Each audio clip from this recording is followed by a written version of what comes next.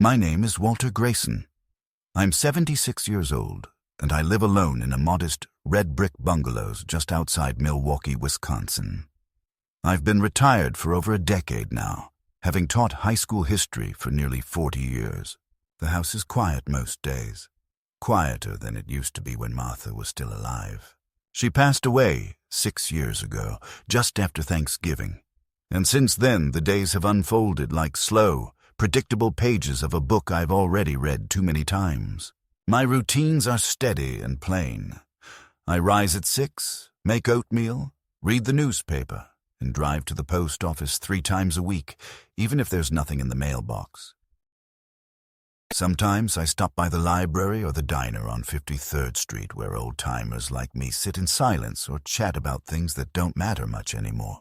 The car I drive is a 1998 Ford Taurus, green with a slight rust spot on the rear bumper, and I keep it spotless. Martha used to joke that I treated it better than I treated myself, but she loved that car too.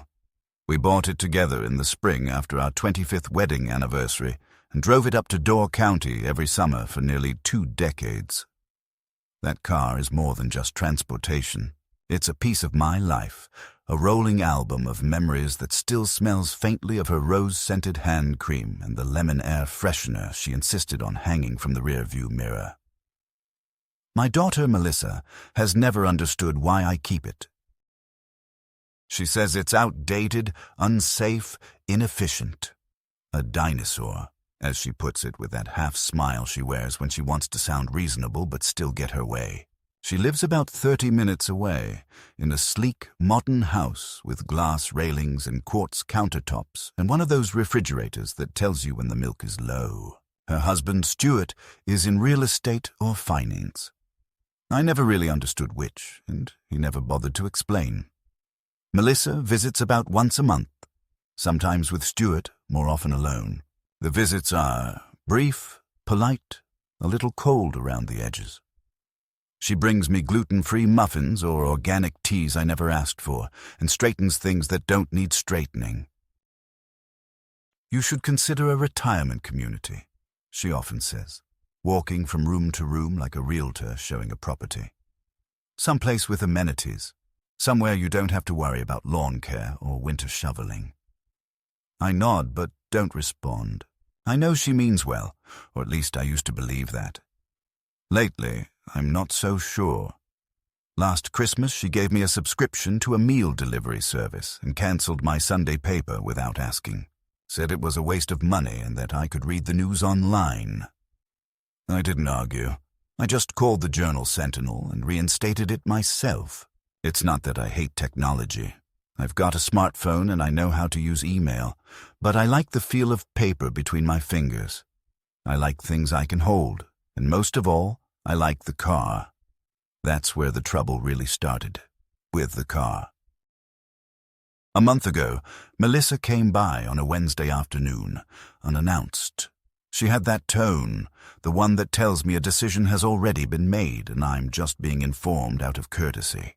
"Dad," she said, not even bothering to sit down. "It's time to sell the Taurus. You don't need it. You barely drive, and let's be honest, it's not safe anymore. What if the brakes fail? What if you get stranded somewhere? I can set up a ride service for you. There's an app for seniors now. You'll never have to worry about parking or maintenance again." I remember setting down my coffee, watching the steam curl upward while my heart clenched slightly. Not from fear or stubbornness, but from the familiar ache of being managed. I tried to keep my voice calm. "The car's fine, Melissa. I've kept it in good condition. I just had the oil changed last month." "It's 25 years old, Dad," she said, exasperated. "It's time." I could tell she wasn't going to drop it. But what stung wasn't the suggestion. It was the way she said it. Like I was some doddering fool clinging to junk. Like I couldn't be trusted to know what I needed or wanted. That night I sat in the garage for nearly an hour, just staring at the Taurus. I ran my hand along the steering wheel, opened the glove compartment where Martha kept peppermints, pressed the radio button to hear the static buzz before it clicked into the classical station we used to listen to. I thought about what Melissa said, And I wondered, when did my daughter stop seeing me as a man and start seeing me as a burden? I wasn't always alone. Martha and I raised Melissa in this house. I built her a tree house in the backyard when she was 8, and every summer I patched it up so she could play safely. We grilled on the patio, argued about curfews, watched her graduate from high school in the same auditorium where I once lectured on the Civil War. There were good years, chaotic years, hard years. But we were a family. Melissa used to call me Daddy in that sweet, breathy voice, especially when she wanted something. Somewhere along the line, that Daddy vanished. Now it's just Dad, clipped and businesslike. She tells me what's best, what's practical, what makes sense. She never asks how I feel about any of it. Maybe that's my fault. Maybe I stopped being open after Martha died. Maybe I turned too quiet, too set in my ways, or maybe Melissa changed more than I realized. Her world is slick and fast, full of credit scores and lifestyle upgrades. Mine is made of quiet mornings, black coffee, and old cars with stories. And lately, I've begun to suspect that Melissa's concern isn't just about my safety. There's something else in her eyes when she talks about the car, a glint of calculation, as if she's already spent the money in her head. Stuart's business hasn't been doing well. She let that slip last year when I offered to pay for Hazel's tutoring. Maybe they need help again. Maybe she sees the Taurus not as a relic of my life with Martha, but as a quick way to cover a repair, a payment, a debt. She forgets that I notice things, that I was once a man whose job it was to read between the lines, to understand the subtext of a story. And this story, hers, is full of omissions. So I wait. I say nothing. I keep my keys in my coat pocket and the Taurus gassed and ready. And I remember what Martha once told me. The last summer we went to Door County together. We were sitting on a picnic blanket near the lighthouse, eating turkey sandwiches, and she said, "Walter, people will always think they know what's best for you. Smile, nod, and when the time comes, do what you believe is right." That's what I intend to do. It happened on a Thursday afternoon in early spring, one of those days when winter still lingers in the shadows, even as the sun pretends it's already April. I was in the garage, polishing the dashboard of the Taurus with an old flannel rag, the kind Martha used to fold into quarters and tuck in the linen drawer. The garage door was open, letting in the crisp air, and the radio was playing softly. Some Mozart concerto, I think. That's when Melissa arrived, unannounced as always, but this time she wasn't alone. Stuart was with her. I heard the crunch of their tires on the gravel and straightened my back instinctively. There was something about Stuart's presence that always made me tense, like being watched by a man who was appraising you not as a person, but as a liability. He got out of the car slowly, adjusted his designer sunglasses, and glanced around like he was assessing a property for resale. Melissa wore her usual uniform of intention: sleek blazer, clipboard, and that purposeful stride that used to be charming when she was a teenager pretending to be in charge of her lemonade stand. Now it just made me brace for trouble. "Dad," she called out, stepping into the garage without waiting to be invited. "We need to talk." Stuart followed, hands in the pockets, eyes scanning the shelves of tools and oil cans like they offended his sense of order. I turned down the radio and faced them, the rag still in my hand. "What's this about?" I asked, trying to sound casual, though I could feel the unease already coiling in my stomach. "We've found a buyer for the Taurus," Melissa said, as if that were the most normal sentence in the world. "It's a private collector in Madison. He restores vintage sedans. He offered $4,500. Cash." I stared at her for a moment, unsure if I'd heard correctly. "You did what?" She gave a little sigh, as if I were a child refusing his vegetables. "Dad, come on. You haven't taken it more than 5 miles in the past month. You told me yourself your knees hurt when you drive, and you haven't been to Door County since Mom passed. Stuart knows the market. He says the value is going to drop soon. It's the best deal we're going to get. I looked at Stuart, who gave me a bland nod as if to confirm the statement. I didn't ask for it to be sold, I said, trying to keep my voice level. You didn't even talk to me first. We're talking now, Melissa replied briskly. Look, it's just sitting here collecting dust, and we could use the space for storage. You know, reorganize things. Maybe clean out that cabinet full of old stuff. Besides, it's not just about the car. It's about your safety, Dad. What if you forget to check the brakes? What if something happens and no one's around? There it was again, that veiled accusation wrapped in concern, that gentle suggestion that I was starting to slip. I check the brakes regularly, I said, and I don't drive if I don't feel sharp. You know that. You think you're sharp, Stuart said, finally speaking. His voice had that smug, polished edge that made me want to grind my teeth. But even the sharpest knives get dull with time. We just don't want to see something happen to you or someone else. I felt the heat rise in my chest, but I didn't let it show. Instead, I folded the rag and placed it on the workbench. What do you need the money for? I asked. Is this about you too? Melissa stiffened slightly. No, this is about what's best for you.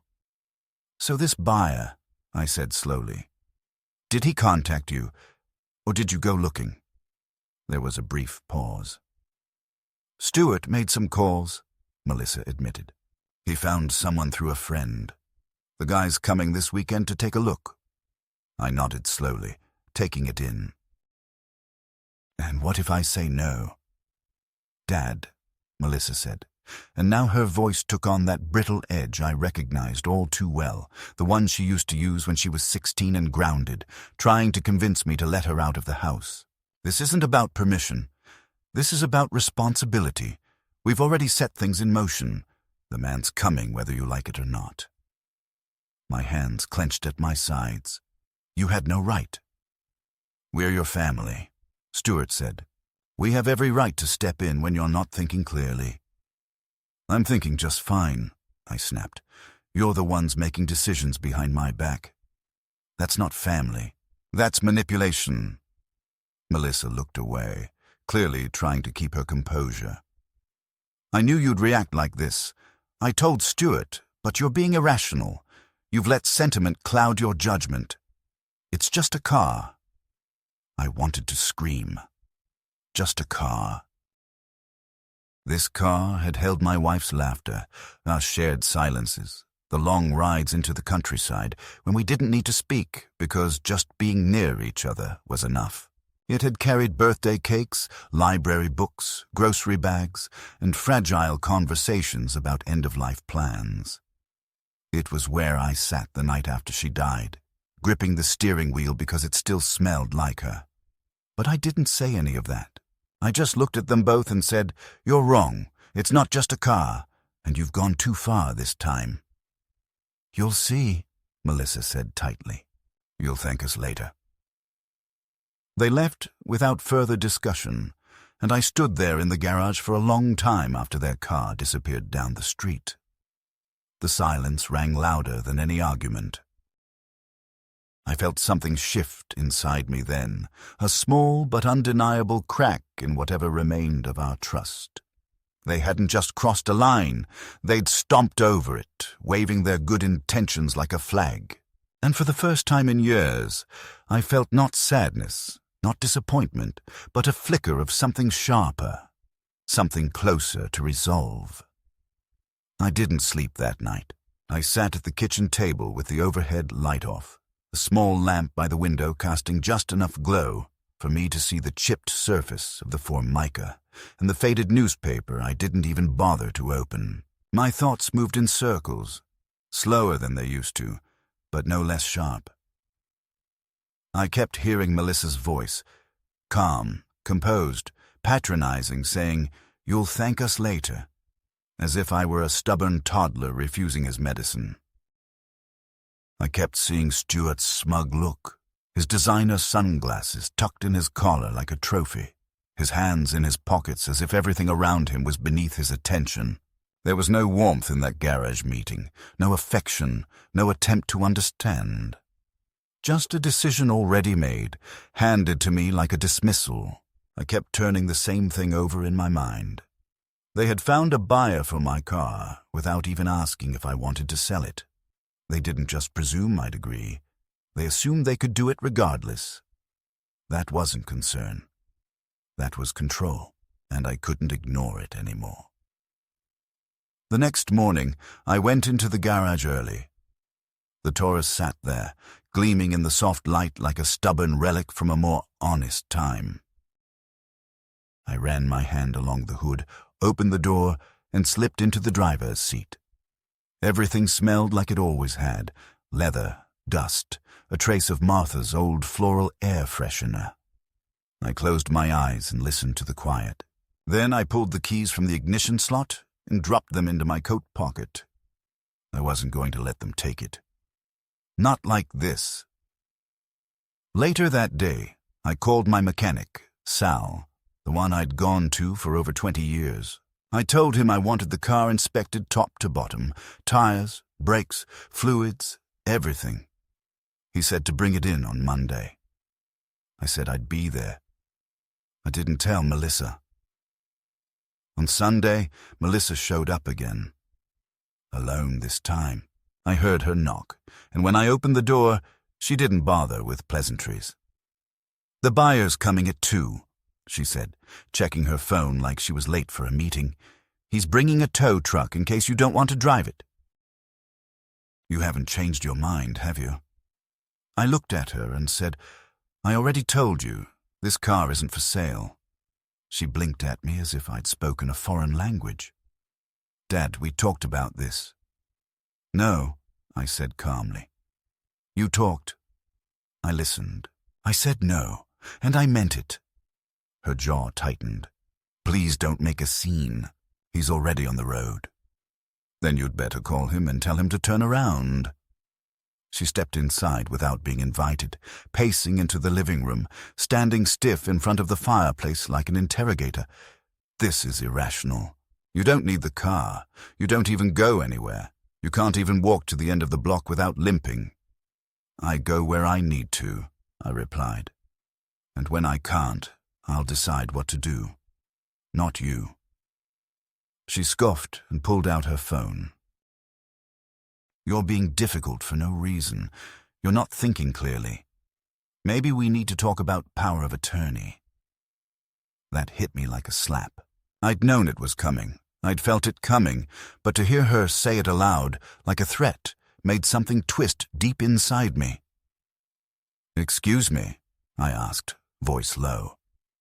She didn't look up from her screen. "There's a process. If you're showing signs of cognitive decline, the court can appoint someone to help manage your affairs. It's not uncommon." I felt my hands tighten at my sides. "You mean you'd take me to court? Have me declared incompetent because I won't give you what you want?" "No," she said quickly. "Of course not. I'm just saying, if you can't make safe decisions, someone has to step in. For your own protection."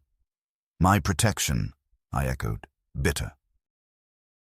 "You mean to protect me from myself? From mistakes? From forgetting things? From hurting yourself or others?" I could hardly believe what I was hearing. "So that's what you've decided? I'm senile. Is that what you've been telling people?" She didn't answer, but her silence was damning. "I've made mistakes, sure," I continued. "I forget things, names, phone numbers. But I haven't forgotten who I am. I haven't forgotten how to drive a car, how to live my life, how to recognize manipulation dressed up as kindness." She sighed and put her phone away. "Fine. Keep the car. Just know that if something happens, it's on you." She stormed out and slammed the door hard enough to rattle the clock on the mantel. That night I didn't sleep either. I kept thinking about what she said, about power of attorney, about taking control. I remembered stories from neighbors, men I'd known at the library, or church who had been quietly shuffled into care homes because their children claimed it was necessary. One of them, Harold, used to sit beside me at the diner every Thursday. One day he just vanished. I later learned his son had filed for conservatorship after Harold wrote 2 checks to the same charity. No one asked if Harold was okay. They just took the pen out of his hand and locked the drawer. I wasn't going to let that happen to me. On Monday, I drove the Taurus to Sal's. He gave it a thorough once-over and told me the brakes were in good shape, the fluids clean, the battery strong. "She's got years in her, Walt," he said, patting the hood like it was a loyal dog. "Don't let anyone talk you out of her unless you're ready." I thanked him and paid in cash. As I was leaving, I asked him if he ever appraised vehicles for insurance or legal purposes. "Sure," he said. "All the time. Want me to write one up?" I nodded. "Yeah, I might need it soon." "Something wrong?" he asked. I didn't answer. I just looked out at the road and said, "Not yet, but it's coming." That evening, when I got home, I noticed something strange. The garage door was unlocked. I always locked it. Always. Inside, the car was untouched, but the drawers where I kept my documents had clearly been opened. My registration papers were out of order. The title folder was upside down. Nothing missing, but everything slightly disturbed, like someone had rifled through them and left in a hurry. I sat down at the workbench and stared at the drawers for a long time. Then I went inside, locked the door, and put the keys to the Taurus under my pillow. The next morning, I made a decision. I wasn't going to just wait for them to come for the car. I wasn't going to let them frame me as confused, forgetful, or dangerous. I had to protect what was mine, my memories, my dignity, and my freedom to decide how the final years of my life would unfold. And if that meant fighting back in ways they didn't expect, so be it. The days that followed the confrontation with Melissa were filled with a strange tension that seemed to stretch and thicken the air around me, making even the simplest moments feel heavy with unspoken threats. I kept a close eye on the Taurus, parking it farther from the house whenever I could and locking the garage door twice, sometimes thrice, to guard against unseen intrusions. Despite the precautions, the feeling of invasion lingered, like shadows creeping along the walls after dark. Then, one afternoon, the unexpected happened. I was sitting in the living room, nursing a cup of black coffee and flipping through a photo album from my younger days, when the phone rang. I didn't recognize the number, but something made me answer. On the other end was a woman's voice, calm and professional, introducing herself as Sarah, a paralegal from a local law firm. She said she was calling on behalf of a client who claimed to have partial ownership rights to a property connected to me. I was confused and asked for clarification. It turned out that Melissa and Stuart had taken steps behind my back to transfer ownership of their second car, the sleek black Lexus they used for daily drives, into a joint title that included my name. The explanation Sarah offered was that this was done to protect the asset from potential financial troubles they were facing, but it also meant that legally I was now a co-owner. At first, the news felt like a surprise wrapped in irony. Here I was, being told I had a stake in a vehicle I'd hardly seen, while they insisted on selling my beloved Taurus. After the call, I sat quietly for a long time, letting the information settle. If I was a co-owner, that meant I had rights. Rights I hadn't known I still held. And with those rights came possibilities. I realized that I could, if I chose, take control in a way I never thought I would. Over the next few days, I dug through old papers and made several calls to the Department of Motor Vehicles to understand the legal implications. I learned that as a co-owner, I could potentially sell my share or even petition to have the car sold, with proceeds divided accordingly. It was a complicated process, involving notifications and waiting periods, but it was within my reach. Meanwhile, Melissa's calls became less frequent, though the silence between us grew colder. Stuart avoided any conversation I tried to start, and I felt increasingly like a spectator in my own life. Then came the moment that truly shifted everything. I received a letter from the DMV confirming that my claim to co-ownership was valid, and that I had the right to submit paperwork to sell the Lexus if I wished, provided proper procedures were followed. It was like finding a lifeline tossed into stormy seas. With renewed determination, I contacted an old friend from the neighborhood who now worked as a real estate agent, hoping to find someone who might help me with the sale. We spoke about the process, the paperwork, the potential buyers. The idea of selling their car, their possession, felt like a quiet but potent act of reclaiming my agency. At the same time, I arranged for an appraisal of the Taurus to have a clear understanding of its value. I was surprised when the mechanic's estimate came back higher than I expected. It seemed that my careful maintenance had preserved the car better than I imagined. This gave me a strange satisfaction, proof that some things, even in a world that seemed to be pushing me out, still held their worth. I kept this information to myself, reluctant to give Melissa and Stuart any more ammunition. But the deeper realization was that this wasn't just about cars or money anymore. It was about respect, about being seen as a person with rights and choices, even when others wanted to deny them. One evening, while sitting on the porch watching the sun set behind the distant trees, I thought about the path that had brought me here. From a warm family with Martha and Melissa, to this fractured, strained existence where love had been replaced by power plays and silent resentments. The sting of betrayal was real, but so was the flicker of hope. The hope that I could still stand up for myself, that I could rewrite the narrative that had long been dictated by others. I wasn't sure what the future held, but for the first time in months I felt a quiet courage settle in my chest. The fight was far from over, but I was no longer alone. I had allies in my own history, in the law, and in the unbroken will to keep living life on my own terms. This middle point was not an end, but a crossroads. And as I sat there, watching the sky turn from gold to violet, I made a silent promise to myself I would not be pushed aside quietly. I would reclaim what was mine piece by piece, and maybe, just maybe, find some peace in the process.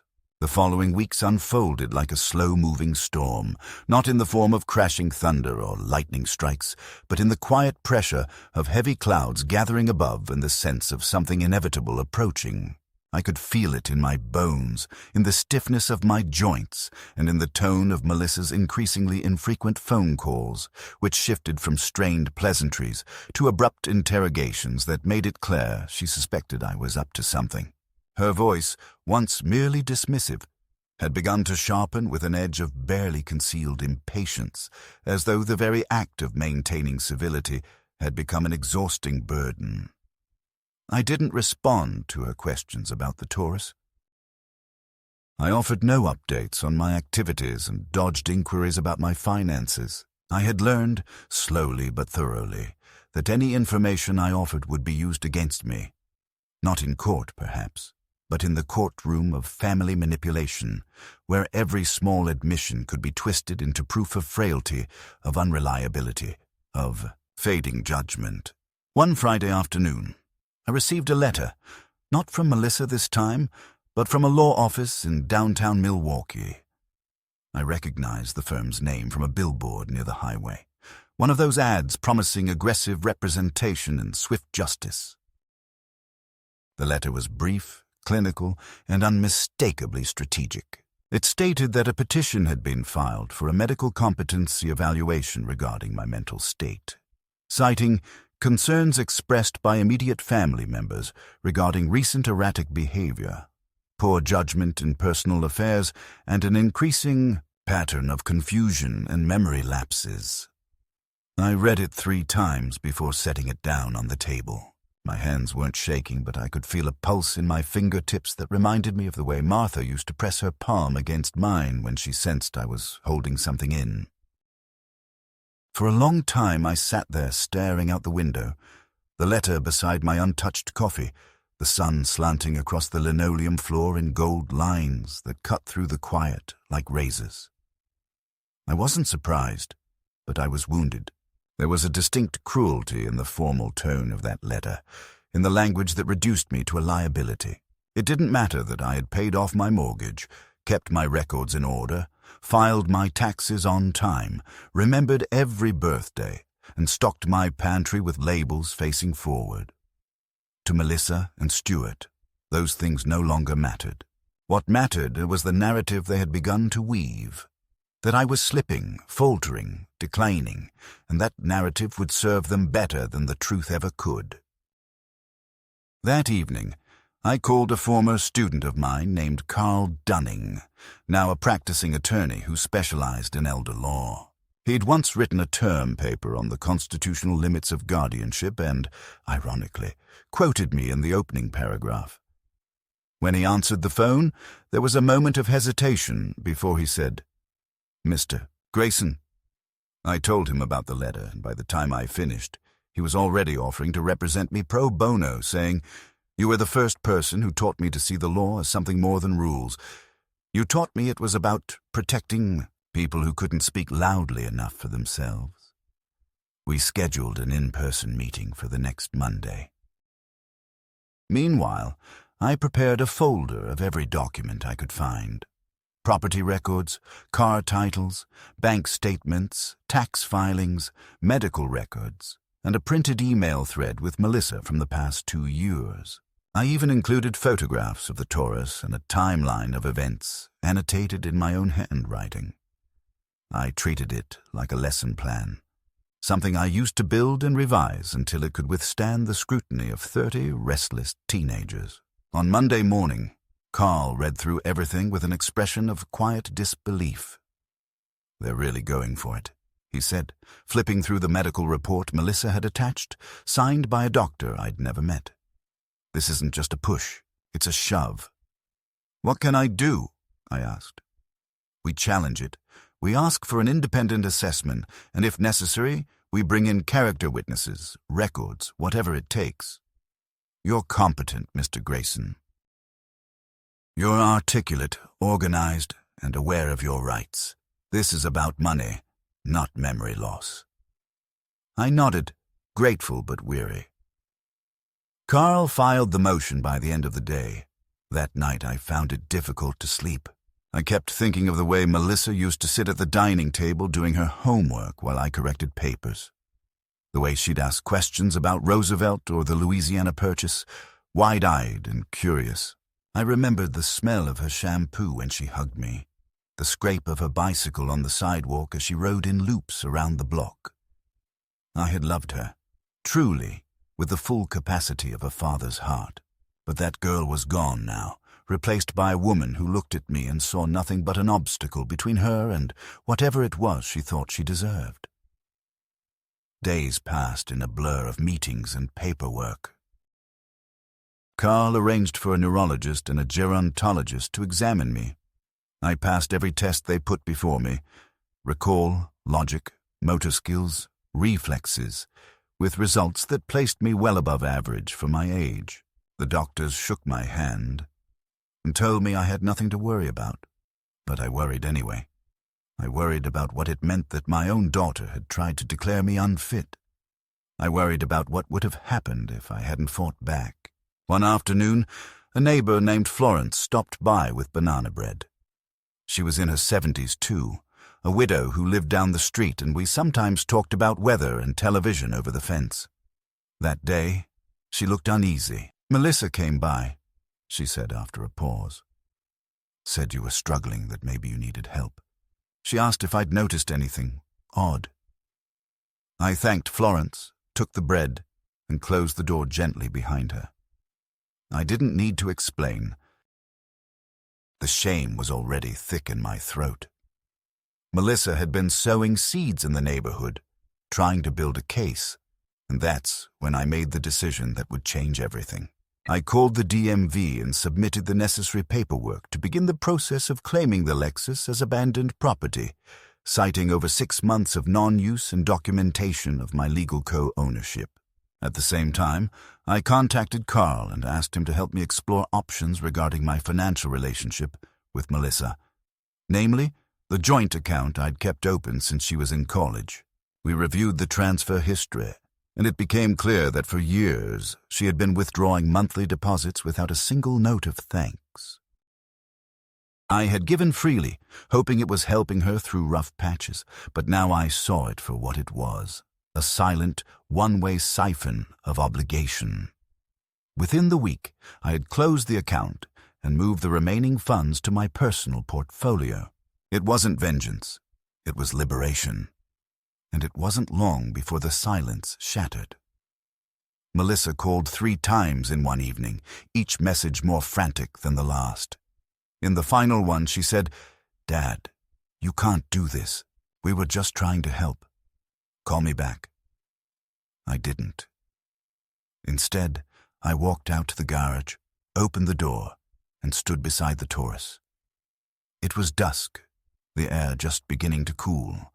The car gleamed in the soft light, unchanged, unmoved, undiminished.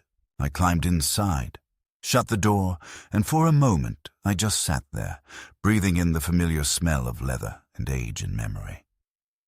Then I turned the key, listened to the engine purr to life, and knew whatever happened next, I was ready. It was early morning when the official letter arrived, slipped through the mail slot like any other envelope, unmarked, almost innocent. The seal in the corner was from the county court, and the text within was short and brutal.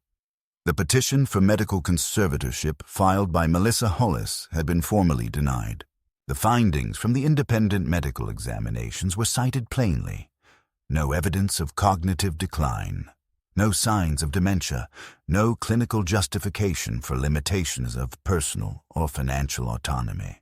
The language was cold, factual, but as I read it, I felt something inside me thaw that I hadn't realized had gone numb. The part of me that still believed in justice. I folded the letter neatly and placed it beside my coffee. The silence in the house felt different that morning, not heavy and stifling, but spacious and clear, as if something long lodged in my chest had been lifted. I walked out onto the porch, letting the screen door slam behind me. The air was cool, sweet with the smell of damp grass. For the first time in weeks, I allowed myself to breathe without measuring it against anxiety. But I knew, deep down, that this wasn't the end, that Melissa wouldn't retreat quietly, not after losing control of the narrative she'd spent months shaping. I was right. 2 days later, she came unannounced. I saw her silver SUV pull into the driveway from the kitchen window and watched her sit in the driver's seat for nearly 5 minutes before she got out. She wasn't wearing makeup. Her hair was loose, disheveled in a way that was unnatural for someone as polished as she'd always been. She knocked once and opened the door without waiting. I stayed seated. "Dad," she said, her voice soft but brittle. "Can we talk?" I nodded toward the chair opposite me and waited. She sat down and looked around the kitchen like she didn't recognize it. "I didn't want it to come to this," she began, eyes glossy with what might have been emotion or calculation. "I was scared. You were acting closed off, secretive. It felt like you were slipping away." I let her speak. "You were always so careful, so organized, and then suddenly you wouldn't answer questions, wouldn't talk to me about the car, the money, anything. Stuart said maybe it was time we stepped in before something irreversible happened." Her voice cracked at the end, but I couldn't tell if it was real. I looked at her and said calmly, "You tried to take my autonomy." "I was trying to protect you," she said, louder now, desperate. "From what?" I asked. "From loneliness? From a quiet life you don't understand? Or from my ability to say no?" She looked down. "You don't know how hard things have been for us. Stuart lost a major client. Hazel's tuition doubled. We were drowning. I thought maybe if we just took the pressure off you, just for a while. You mean took control, I interrupted. Not helped. Took. She didn't deny it. We thought you wouldn't notice, she said finally. That you'd fade gently. The honesty of it stung more than any lie. I stared at her for a long moment, then stood up and walked to the drawer where I kept a folder with copies of every legal step I'd taken, the closed joint account, the DMV's decision granting me the right to sell the Lexus as abandoned property. The pending listing on the Taurus I'd submitted to a classic car dealer in Chicago. I laid them in front of her. She didn't touch them, but her eyes moved rapidly across each page. "You're selling everything?" she asked. "What do you need the money for?" "I don't," I said, "but I don't want you to think you can get it." Her face twisted. Shame, fury, grief. I couldn't tell. "We're your family." "Were," I said. "You were. A long time ago." I saw something collapse in her shoulders, but I didn't offer comfort. It was too late for that. She stood up without another word, gathered her purse, and walked to the door. At the threshold, she turned and looked at me one last time. "You're going to die alone, Dad." "We all do," I replied, "but some of us live first." And then she left. I didn't follow her. I didn't watch her drive away. I just sat back down, picked up my coffee, and took a long, slow sip. It was cold. I didn't care. That night, I opened the garage and stood before the Taurus one last time. I opened the trunk and laid inside the folder of documents, the registration, the appraisal. In the morning, I'd be driving it to Chicago. It would fetch a good price, more than it was worth in dollars. It was the final gesture in a long, bitter play, one I hadn't asked to star in, but had chosen not to exit quietly. I turned off the garage light, closed the door, and walked back into the house. The only sound was the steady ticking of the wall clock, and in that moment, it was the most beautiful music I'd heard in years. The Taurus was gone by the end of the week. I watched it roll away on the back of a flatbed, its green paint still catching the morning light with quiet dignity, the same way it had the day Martha and I drove it off the lot. I didn't wave. I didn't film it. I didn't even lock the gate behind the truck. I just stood there for a long time in the middle of the driveway, letting the silence settle around me like snowfall. There was no ceremony, no one to witness it but me, and that felt right. That car had carried decades of memories, birthdays, quiet drives to the countryside, grocery trips with laughter that still echoed in the back seat. But I had finally accepted that memories don't live in machines. They live in us. And I was still here. With the sale finalized, the funds quietly transferred, and every trace of joint ownership unraveled, I took the next step I'd long postponed. I moved. I didn't tell Melissa. I didn't send a forwarding address. I left the keys to the house with a lawyer and arranged for the property to be handled discreetly. I found a small apartment on the edge of a park, a quiet corner unit with wide windows and a soft western light that warmed the living room in the late afternoon. The neighbors kept to themselves and no one knew my name. I liked it that way. I bought new furniture. Simple, practical. Mine. I put up one framed photo of Martha, the one where she's squinting into the sun, holding her hat with both hands, laughing without trying. I kept the rest of the photos in a box, not out of denial, but to remind myself that I had more future than I once believed. Some nights I'd sit by the window with a book and lose track of the hours. Other nights I'd just listen to the birds outside and let the stillness anchor me. There was no anger anymore, no bubbling resentment. What had happened with Melissa was not a wound I intended to nurse forever. It was a scar now, healed over but visible, something I carried not with shame, but with clarity. She had made her choice, and I had made mine. A month after the move, I got a call from an unknown number. I didn't answer. A few minutes later, there was a voicemail from Hazel, my granddaughter. Her voice was soft, hesitant, unsteady. "Hi, Grandpa. I heard what happened. I'm sorry. I didn't know. Mom didn't tell us anything. I'm not calling to ask for anything. I miss you, and if you ever want to talk, I'm here." I listened to the message 3 times. I didn't call back. Not yet. I wasn't ready. But I saved the number. I kept it written on a small slip of paper tucked behind Martha's photo, where I could find it when the time came. Because maybe, someday I would call. Maybe there was something left in that direction worth walking toward. But not today. Today was mine. I brewed a pot of tea, opened the window, and let the light in.